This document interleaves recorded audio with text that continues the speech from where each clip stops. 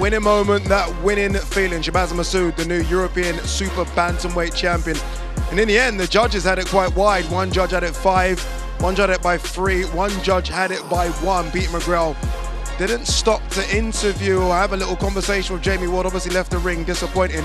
That man there, though, who took up the sport relatively late, is doing incredible things as a pro. Tony Bellew, by 5, by 3, by 1. I mean, did the right man win in your eyes? I thought it was really close. I thought, for me, the big difference was the round where Peter McGrail gets the point taken off. If it's the 10-9 must system, Masoud gets that by 10-8, and that probably puts it a draw or Masoud for me by 1. Yeah. So, listen, it's really close. It's touch and go. I thought if it's not a 10-8 round, I actually thought McGrail might have got it by 1. Yeah. I just thought it was a really close fight, Addy. I thought both implemented the styles in different parts of the fight.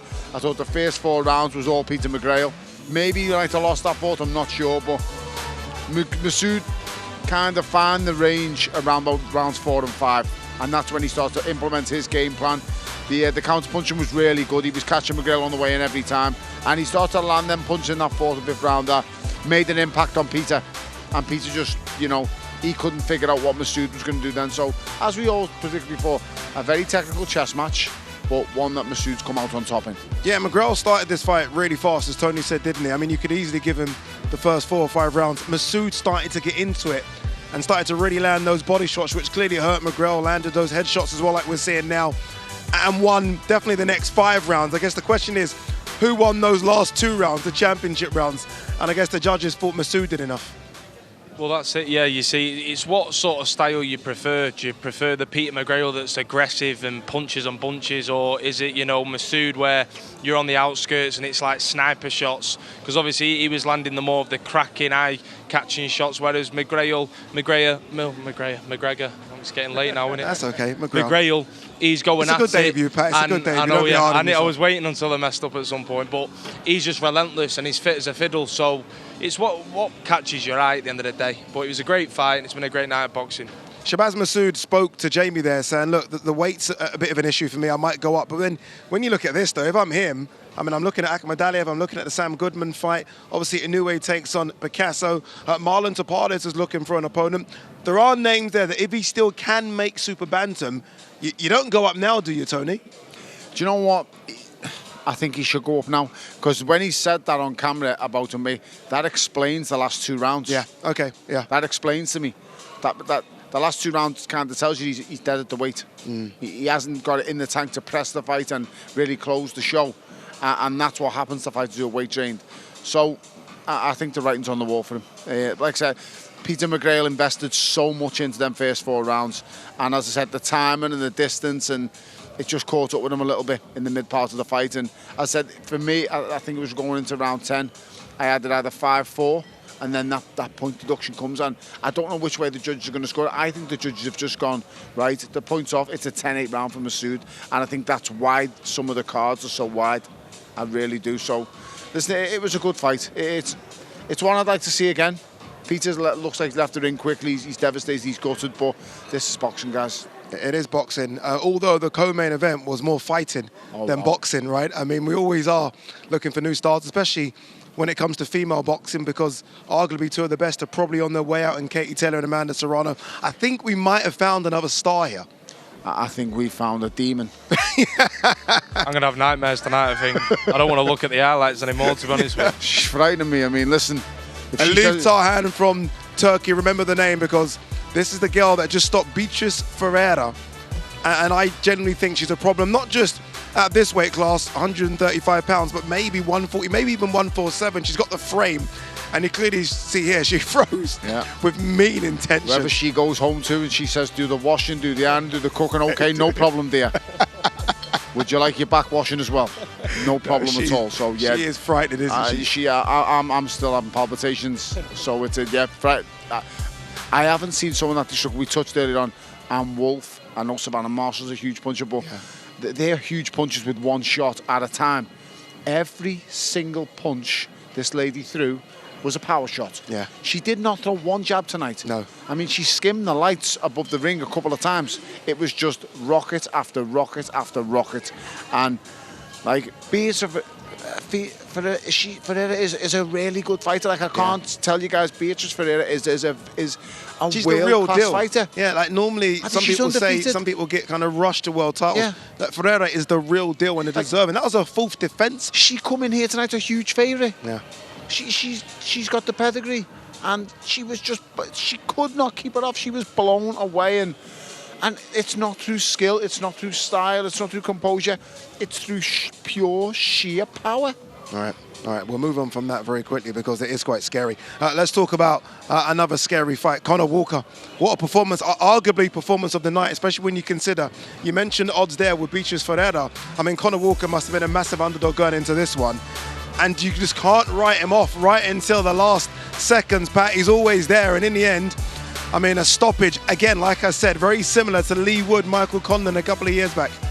Well, this is it, yeah. You know, fight fans, you get locked in when you watch Conor Walker because you always know he's there till the end, and he's done it numerous times now. And, you know, Pat McCormack is unbelievable, and I knew it would be such a big step up fighting against Conor Walker, and you couldn't really split him, to be honest. The whole fight was very close, and people would be saying Pat was winning and stuff like that. But the thing is with Conor Walker, he's just an animal, and he's there, and you have to hit him with a bat or a bullet. I don't even know what you have to nail him to the floor. To get rid of him, you've got to 100%. Nail him to the floor. He was so brave, so courageous, and listen, he knew it was all on that last round because he came out like a man possessed, and I thought Pat showed experience way beyond his years, and that's because of the amateur pedigree he's got behind him. Spitting the gum sheet out, he tried to take as much time as he could, because it was a couple of times tonight, on a couple of occasions, Conor landed sickening body shots, and you could see Pat was moving away and didn't see them coming. And as I said before, they're the ones that really get the better of you. Conor Walker deserves all the praise tonight. I couldn't take me out of two more anymore. Well, you were saying, weren't you, Tony, about Conor, the way he wouldn't throw until he's close enough. Yeah. So he didn't get caught. It's clever. It's a brilliant game plan what they've done. Obviously, Jamie and Nigel have worked on this. You don't just go in the ring and do that by accident. He went in there with a very diligent, strict game plan, and it was, do not get caught against Pat McCormack at mid-range. Don't let him punish it at long range. Get close, nail him, and then press again. Because when you press again, it stops the counters. And sometimes, yes, you can smother your own work, but the most important thing is you're not being punished after you work. And that's where the damage was done, in my opinion, tonight. Brilliant game plan by the team. I think Pat McCormack will come back. I don't think that's the end of him. But I can only see a world title next for Conor Walker, and it's well deserved, by the way. Yeah, you read my mind about Pat McCormack, because that's what I felt. As soon as he went through the ring there, I felt about Pat McCormack, because he was the one we expected to go on to the world title fights. All right, let's talk about Johnny Fisher. First fight since that Dave Allen victory. Dave Allen just to our left there. And I guess there will always be question marks after someone's coming back after a knockout defeat. And I feel like there were more questions than answers in these 4 rounds. Obviously hurt in the first round.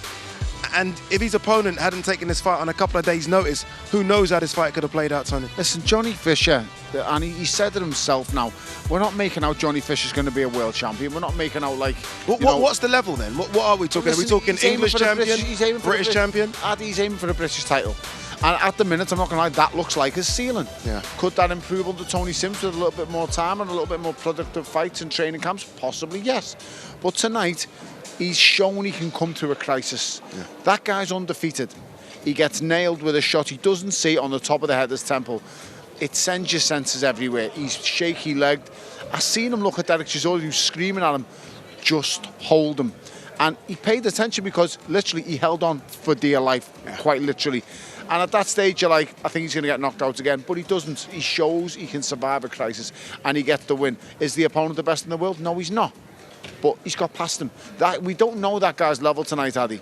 We do now.